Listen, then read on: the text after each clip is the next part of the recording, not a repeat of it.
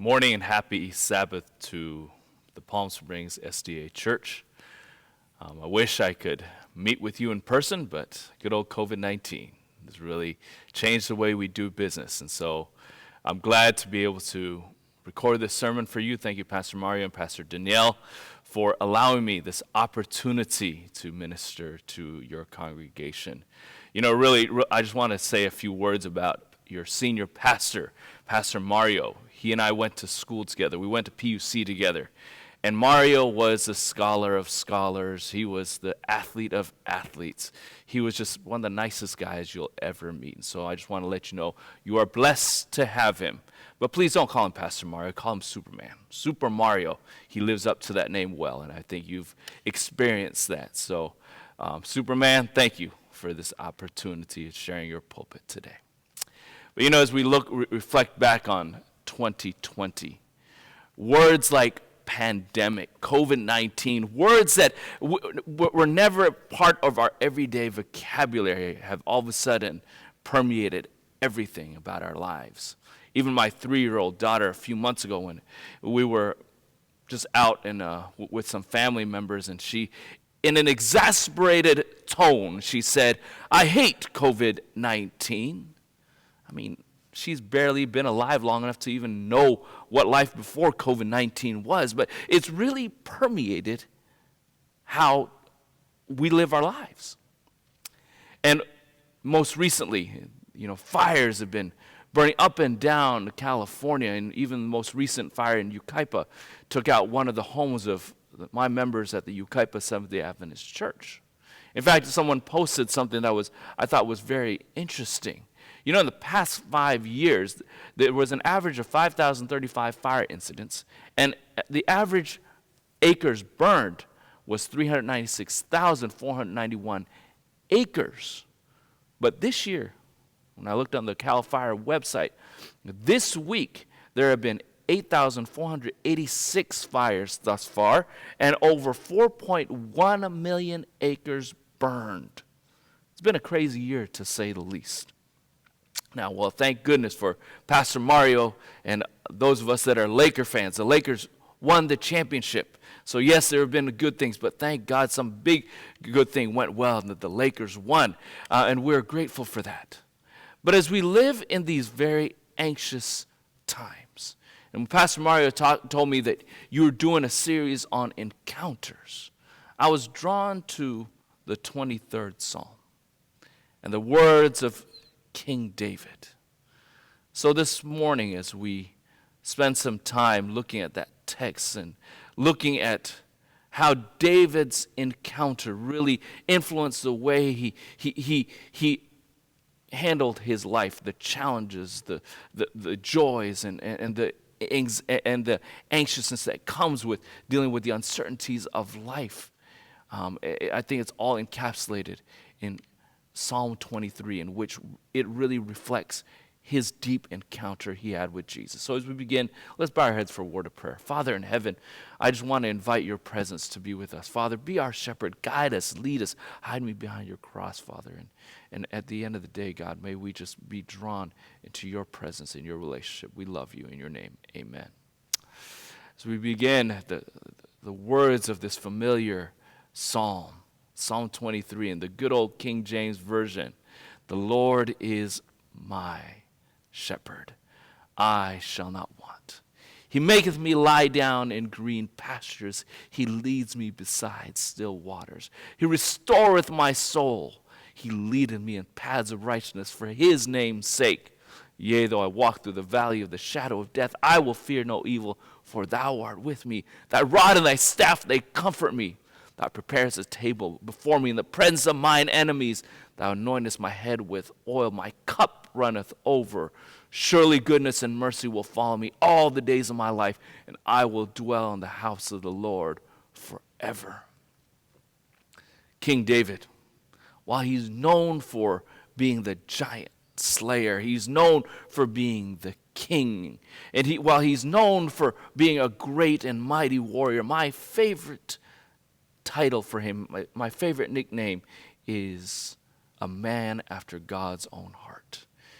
In Psalm 23, it really reflects how he is really a man after God's own heart. And so as we look at that text, let's start off with the first line. It says, the Lord. Why is this so significant? Why is this title so significant that David used the Lord? Because the Hebrew word that is used there is Yahweh, the covenant name of God. I mean, he could have used other names like El Shaddai, God Almighty, or El Elyon, God Most High, or El Olam, God Everlasting. But he uses the word Yahweh.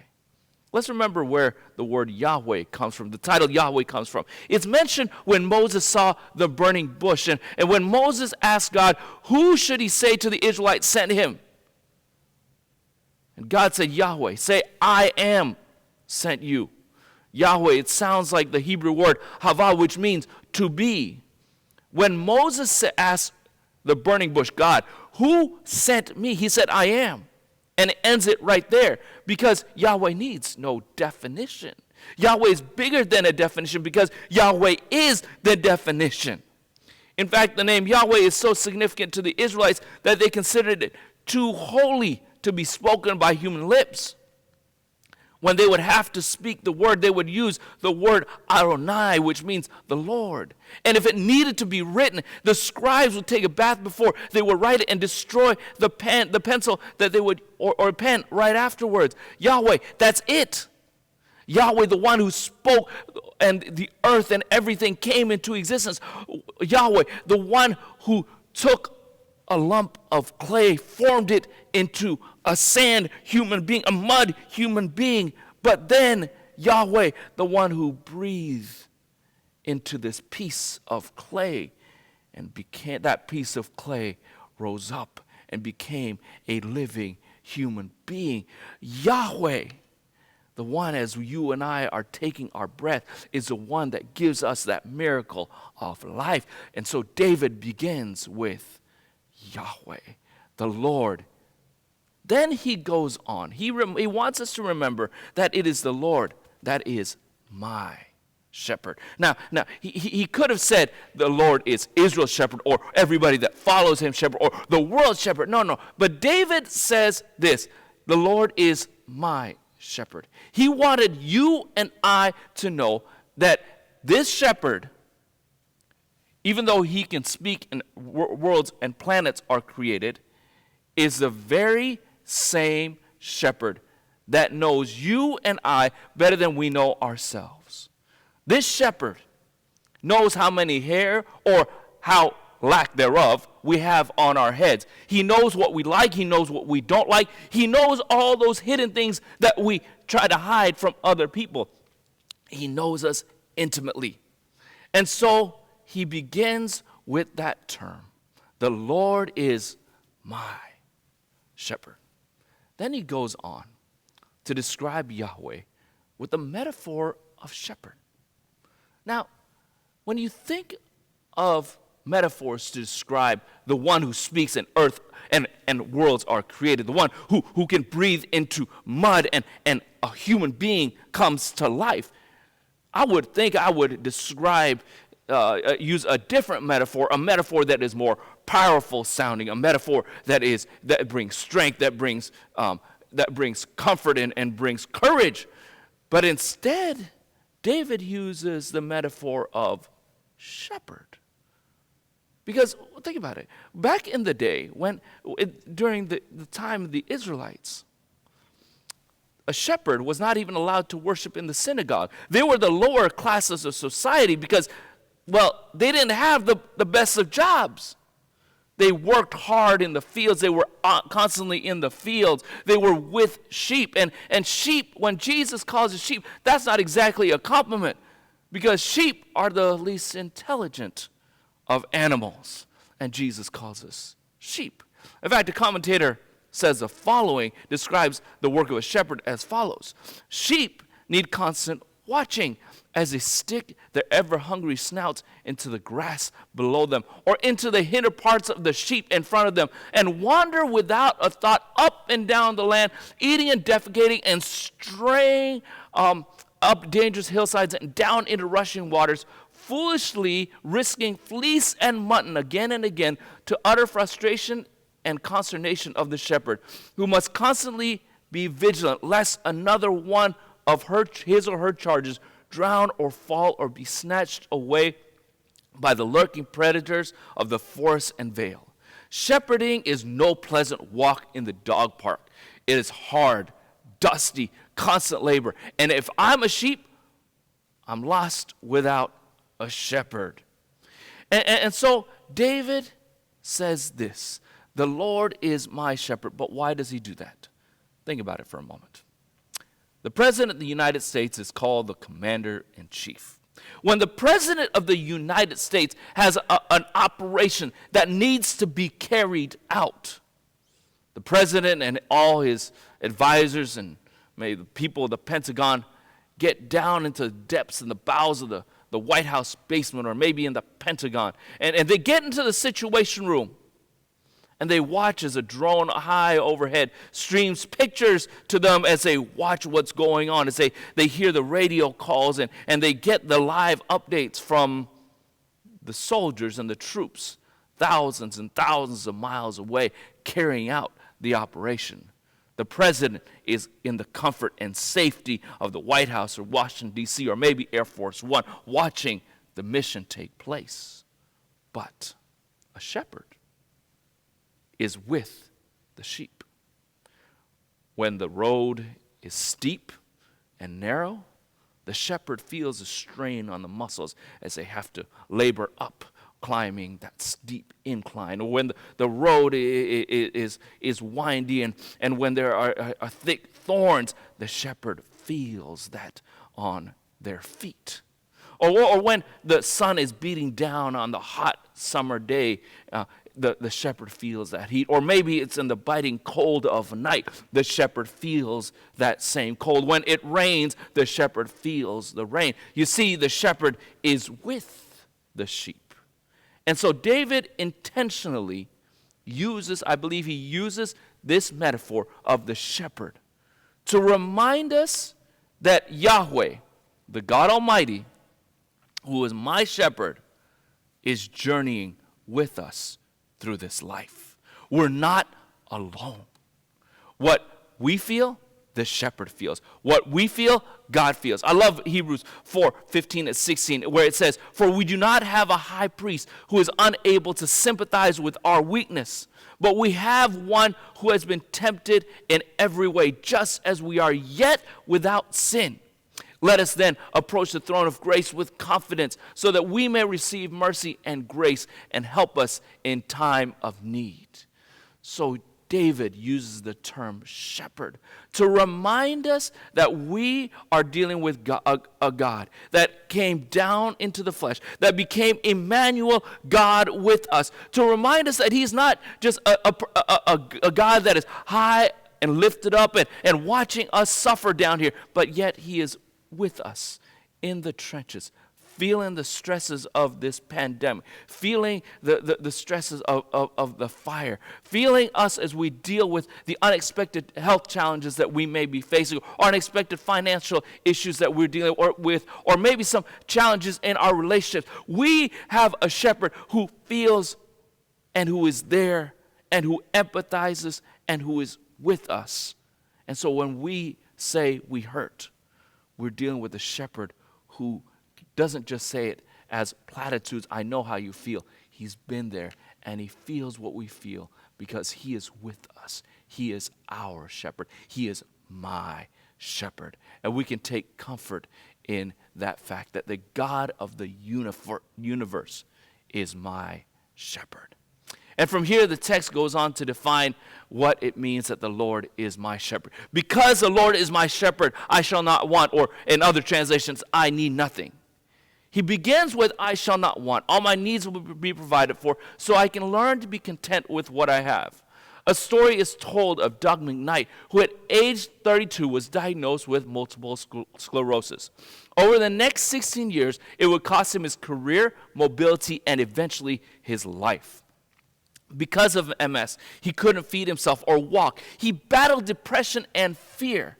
But through it all, Doug never lost his sense of gratitude. Evidence of this was seen on his prayer list. Friends in his congregation would ask him to compile lists of requests so they could intercede for him. His response included 18 blessings for which to be grateful for and 6 concerns on which to be prayerful for. His blessings outweighed his needs by 3 times. Doug Fields had learned what it meant to have the Lord is my shepherd. Another story is told of a leper on the island of Tobago. And a person was on a mission trip ministering to that leper colony. When he asked, "What is your favorite song?" a woman raised her hand. And when he turned around to see who had raised his hand, he had never seen a person like this. She had no nose, no ears. Her lips were gone. And so she raised her fingerless hand and asked, "Could we sing, 'Count your many blessings'?" The missionary started the song but couldn't finish. A person later commented and said, "Suppose you'll never be able to sing that song again." He answered, "No, I'll sing it again. I just won't sing it the same way.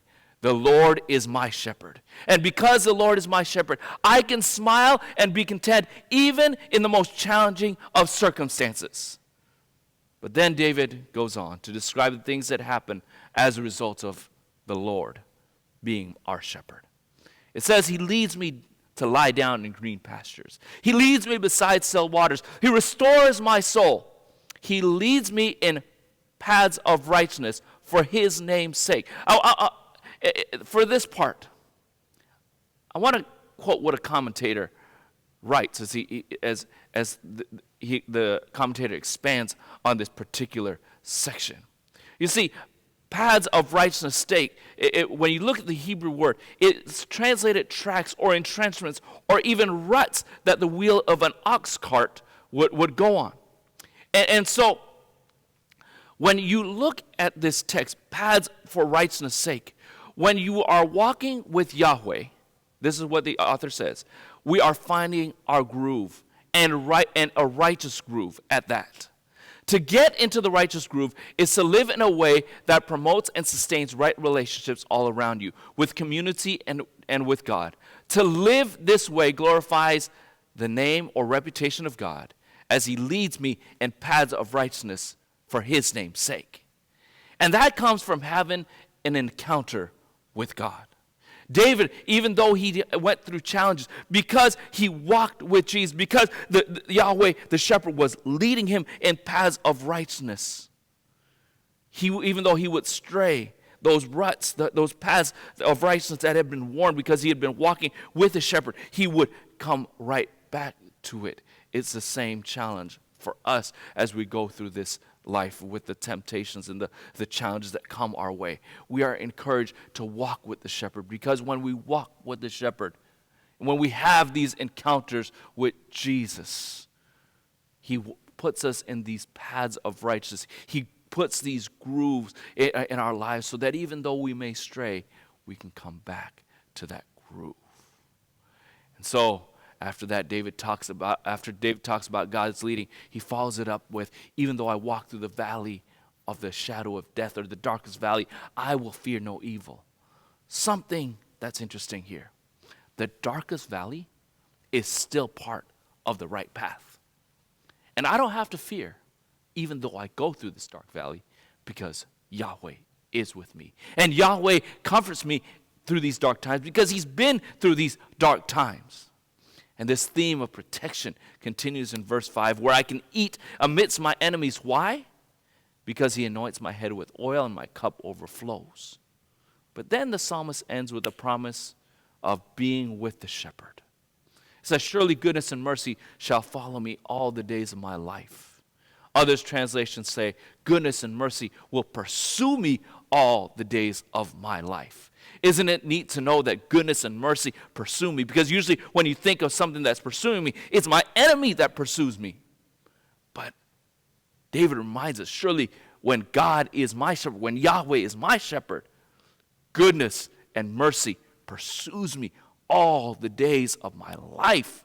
And of all the things I want to pursue me, I want goodness and I want mercy to pursue me. And the psalmist reminds us, if the Lord, Yahweh, is your shepherd, he can have goodness and mercy pursue me. Because that's what God does. He takes even the ugliest circumstances, like with the story of Joseph, and he turned them into good. Then it ends with, and I shall dwell in the house of the Lord forever and ever. I want to read what a commentator writes, because I think it's critical here. There's ways you can translate this, but the one way you can translate this is, he says, is this: so I will dwell in the house of the Lord my whole life long. Or others will say, I will return to the house of the Lord my whole life long. Now, looking at the whole context, the author says that the best way to translate this is, I will continually return to Yahweh's presence my whole life long. Thus, the journey does not end at the end of the psalm, but rather seeking after God's presence is a lifelong enterprise, a long-term journey. And really, that's what this life is about. It's about following the shepherd. It's returning into the shepherd's presence. It's coming and following that shepherd. Because as we face the uncertainties of life, as we encounter these uncertainties, when we have our encounters with Jesus, it shapes the way we deal with these encounters of uncertainty that we deal with in life.